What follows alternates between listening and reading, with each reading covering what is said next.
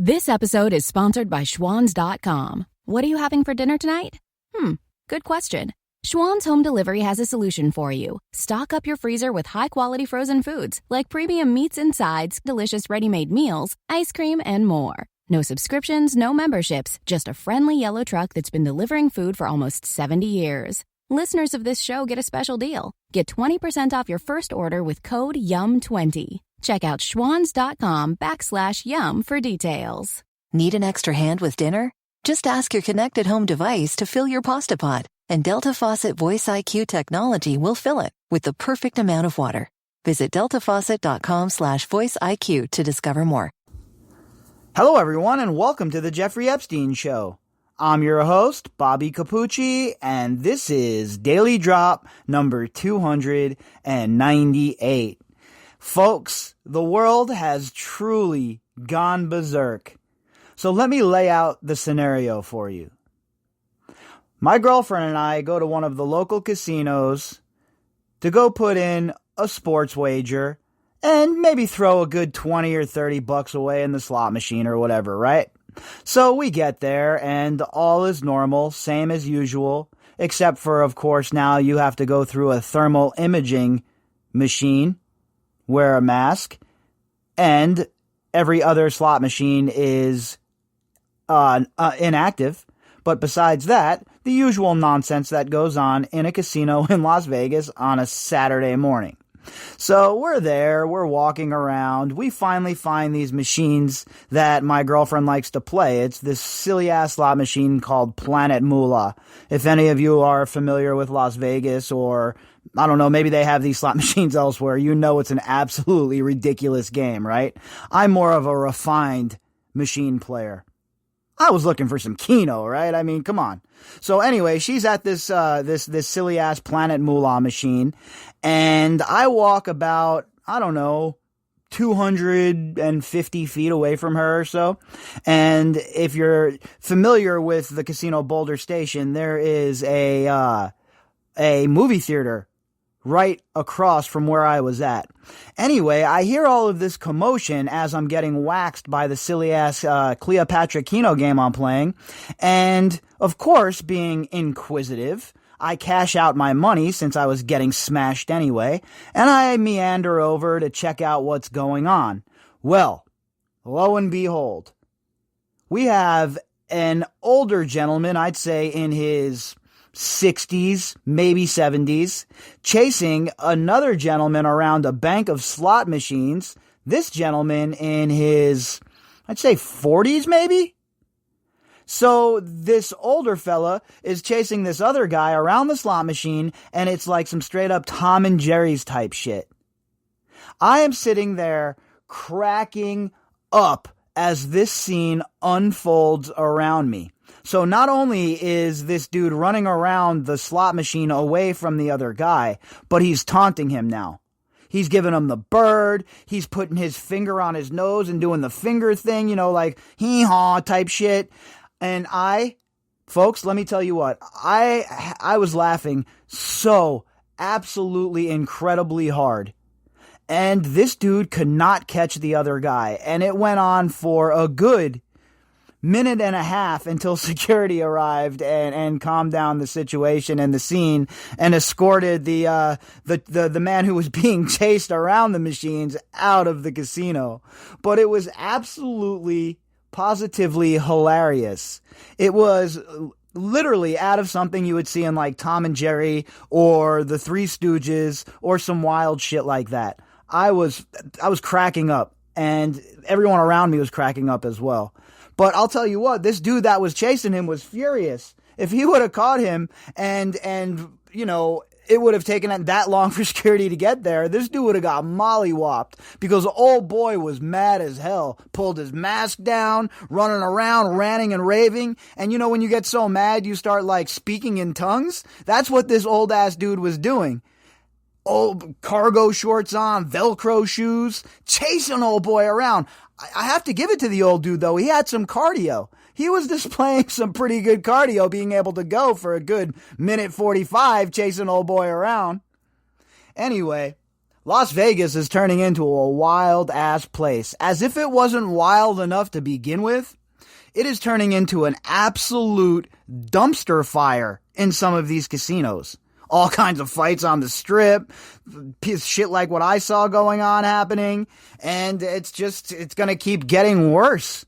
And I don't even know what to say. I mean, this is what happens when you have such steep unemployment, right? And people out of work, and in turn, these casinos drop their room rates, and you bring in all kinds of undesirables. And this is the kind of shit that occurs when people have been cooped up in their homes for 6 months, when they're being fed rage porn all day. You get an old-ass geriatric chasing around a middle-aged man, yelling all sorts of wild shit in the middle of a casino. Anyway, that shit was funny. I figured I'd relay that to you folks. And if you could just imagine the scene for a minute, it was just absolutely hilarious to witness.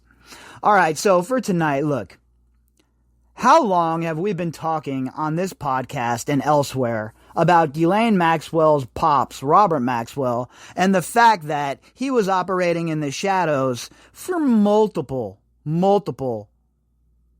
security apparatuses around the world, agencies and otherwise. And he was so beloved in Israel that he was even granted a state funeral. Now, in a new article from The Sun, there's new information coming out that they have a sworn testimony and a sworn statement on record now that has been passed to lawyers that says Robert Maxwell was bankrolling Jeffrey Epstein back in the day. So when Jeffrey Epstein was in the finance world, he was handling Robert Maxwell's money.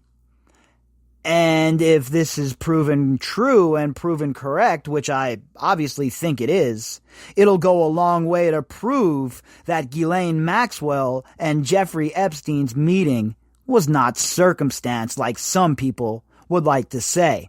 The narrative that, oh, they were in love is just absolute BS. All you have to do is listen to those who are around them and really listen to what they have to say to know that that is absolute BS.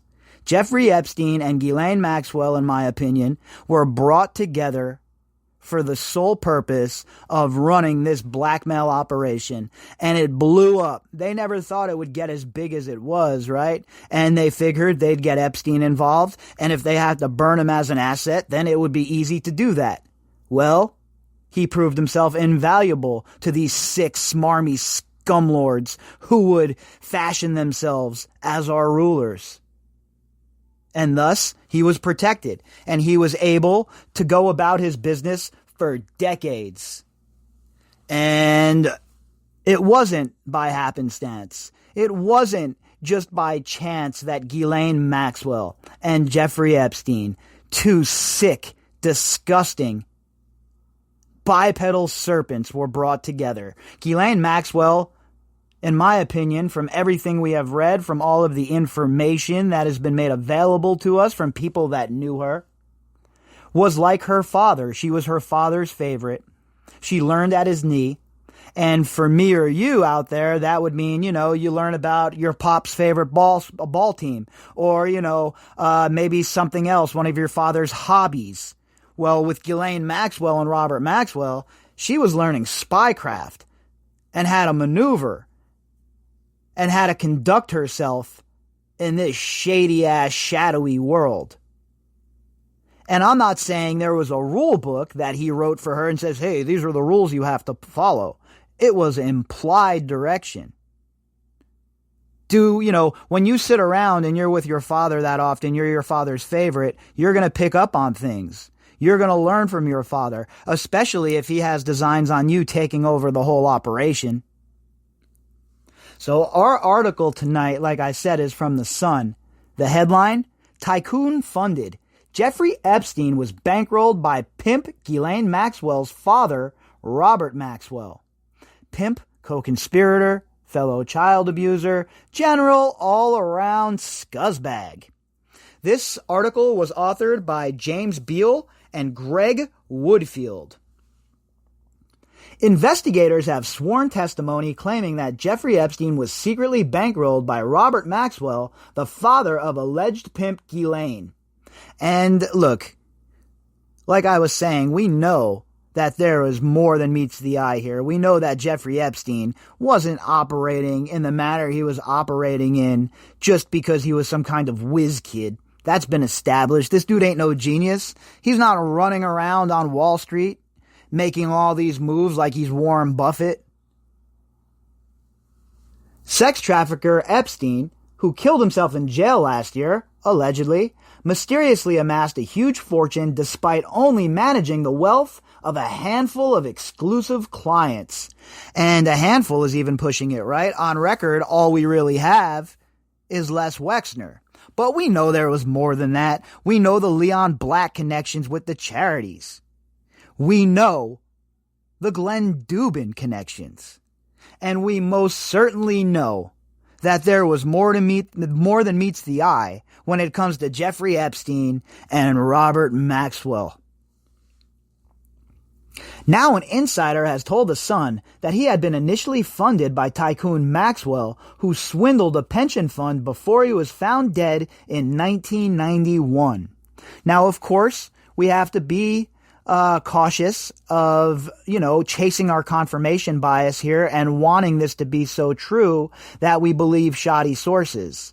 But I think that we have this on enough, from enough people who have knowledge of the situation, and this just adds more confirmation that we can consider that Jeffrey Epstein, Ghislaine Maxwell, and their relationship was more manufactured than organic. Right? Now, of course, we don't have all of the evidence so far. We don't have everything, all the pieces to this puzzle, but we're starting to get a very clear idea about what went on here. And the fact that the legacy media is either A, ignorant and willfully covering this up, or B, they have decided that there is too much at stake to go deeper, but it can't be anything besides that, right? Because anytime the intelligence angle is brought up, certain journalists who have garnered a lot of credibility from the mainstream in this case shoot it down right away without offering any evidence for why they're shooting it down. So it seems to me that some folks in the legacy media are pushing that official narrative for whatever reason. I do not understand why. Frenchman Jean-Luc Brunel, a model scout pal of Epstein, is said to have disclosed Maxwell's involvement to friends almost 20 years ago. And again, if anyone would know, it would be Jean-Luc Brunel. I was just talking about this when I did the interview with Roberta Glass over at the Roberta Glass True Crime podcast, and I was talking about how Jean-Luc Brunel plays a crucial role in what occurred here and in putting these pieces together so we can have a larger understanding about what truly occurred. He is a big part of what's going on, and for some reason the French authorities are sitting on their hands and they're not truly pursuing a case against him, at least from what I can see. Now, if there are some French listeners out there who have access to the French media reports of a case or something I might have missed, please send that to me. But as far as I know, Jean-Luc Brunel has been ducking and dodging. And we know that Jean-Luc Brunel and Ghislaine Maxwell were super close. Take a look at the pictures from the island. Just take a look at the way they talked about each other and the fact that how other people have spoken about their relationship. The claim has since been passed on to U.S. lawyers investigating Epstein's crimes and those of his alleged co-conspirators in the form of sworn testimony. So that's a big deal, right? Sworn testimony is a step above just running your yap. Once you're swearing your testimony, you're in jeopardy of, things occurring that you don't want to occur if you're lying and it's proven that you're lying. So I think that the person coming forward being sworn under oath and using a sworn testimony lends a little bit more clout than we would usually see in a situation like this, where, of course, we always have to remain skeptical of the reports that we're receiving, right? There's a lot of disinformation, and we have to make sure that we're not just chasing down our bias, because we have to keep our eyes open to the big picture here, because there's just so much going on. A former close associate of Brunel told The Sun he was having a conversation with some acquaintances in New York City around 2002. Jean-Luc was telling them how Ghislaine's father, Robert Maxwell, was one of the reasons why Jeffrey Epstein had money. Well, it makes sense, right? We know that Jeffrey Epstein was involved with all sorts of financial scumbaggery, douchebaggery, financial crimes. And we know other people like Mr. Hoffenberg went to prison over it, and Epstein skated free. So I would not be shocked for 1 second to find out that we have been on the right path this whole entire time, with Maxwell also funding Jeffrey Epstein during those early years. Now remember, Jeffrey Epstein was allegedly involved in a Ponzi scheme as it was. Why wouldn't he be involved in Robert Maxwell raiding the pensions of the people who were working for him? Why wouldn't Epstein be involved and have his hand in that? Especially when Epstein's supposedly some great forensic accountant, right? He finds money for people when that money's missing. What? He said Maxwell had been one of Epstein's early investment clients. I assume that Maxwell had invested in Epstein, who then used that money to make his own. Jean-Luc also started talking about a book featuring Robert Maxwell and wanted to get hold of a copy straight away. So this is coming from a direct friend of Jean-Luc Brunel's, who gave sworn testimony that this occurred, that this is true. Again, I'm always skeptical of stuff like this, right? We have to be. But it does lend credence to the path that we're already on. It does add some context and a little more meat to the bone when we're talking about Robert Maxwell and how the relationship between Jeffrey Epstein and Ghislaine Maxwell was not one that was born of love or of some deep attraction, but manufactured out of necessity to make sure this operation moved forward. Former Wall Street trader Epstein rose to prominence in the financial world in the 1980s, founding his own money management firm. The company was formed to manage the assets of clients with more than $1 billion and included Victoria's Secret boss Les Wexner. Remember, Wexner was the only game in town that anybody knew about, right? That anybody was going to be admitting to in the Epstein atmosphere. But now we know it was a lot more. We know there were more businessmen who had their fingers in this disgusting pie. And most of these sick, twisted, gross-ass bankers have not yet faced the music. But it's coming. We see it coming down the pipe. Czech-born businessman Maxwell built a publishing empire after moving to Britain following the Second World War. But in 1991, his body was discovered floating in the Atlantic Ocean after he toppled off his yacht, the Lady Ghislaine, named after his daughter. Now that goes to show you right there. He had a whole bunch of kids, right? But he named the yacht after Ghislaine. Now, I think that's very telling. I think it's important. Ghislaine was obviously his favorite child. She was the one that he was going to pass the statecraft down to. And in fact, she was the one that learned at his knee. And in so doing that, she was able to help run this multi-continent sex trafficking ring that reached the highest levels of power. I know it's a hard pill to swallow for some people. I know some people are still being obstinate.